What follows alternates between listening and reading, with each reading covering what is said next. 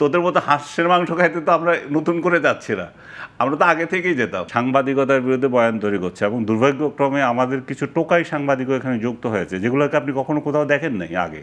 এরা কয়েকজন হুমকি দেয় যে আনিস আলমগীরের ব্যাংক অ্যাকাউন্ট তলব করা হোক। কারা এই টোকাইগুলা আপনি সোশ্যাল মিডিয়ায় দেখবেন, এই টোকাইগুলো লিখবে আনিস আলমগীরের ব্যাংক অ্যাকাউন্টের, কামালের ব্যাংক অ্যাকাউন্ট করে। এরা টাকা পায় কোথায়, এরা কথা বলে কী করে, এরা খায় কী করে? মানে ভাবখানা এমন যে আমরা গরিব ছিলাম, আমি তো 2টা চাকরি করছি সব সময়, বাপেরও কিছু আছে। তো আমরা আমাদের লাইফ তো আগে থেকে এভাবেই লিড করতেছি, নতুন করে তো আমরা আপগ্রেড করি না কিছু।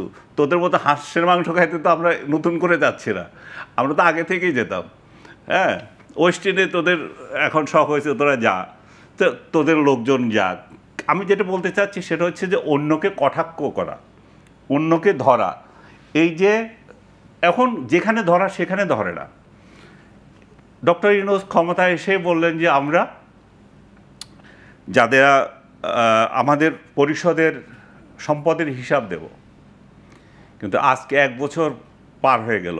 দেবপ্রিয়, আমি কালকে দেখলাম যে দেবপ্রিয় তাদের খুবই প্রিয়ারের ভাই, সে দেবপ্রিয় বলছে যে এইটা বড় এক ধরনের বরখেলাপ। ডক্টর ইউনূস কত সম্পত্তি তার আগে ছিল, এখন কত, তার সেই সমস্ত ওই আসিফ বা আদার্স এই ধরনের লোকজন যেগুলো এখন ফুলে ফেঁপে অনেক বড় হয়ে গেছে, তাদের আগে কত ছিল, এখন কত, আমরা তো সেগুলো জানতে পারছি না। তারা 1 বছরও দেয় নাই।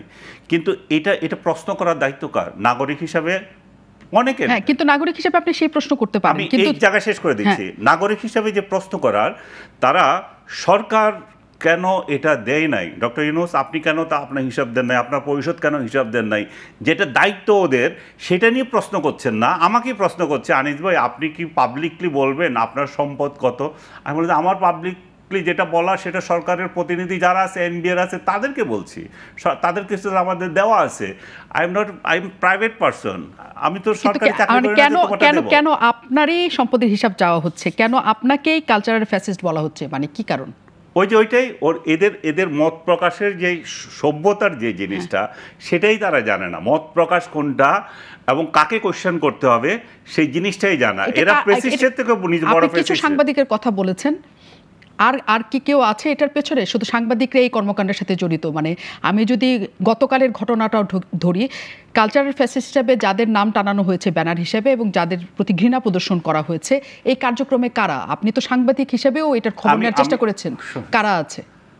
আমি একটা কথা বলি, ওরা যে কর্মসূচি নিয়েছে, বেসিক্যালি এটাতে আমার খুব কিছু যায় আসে না তা না, এটাতে কিছু আসে যায় না।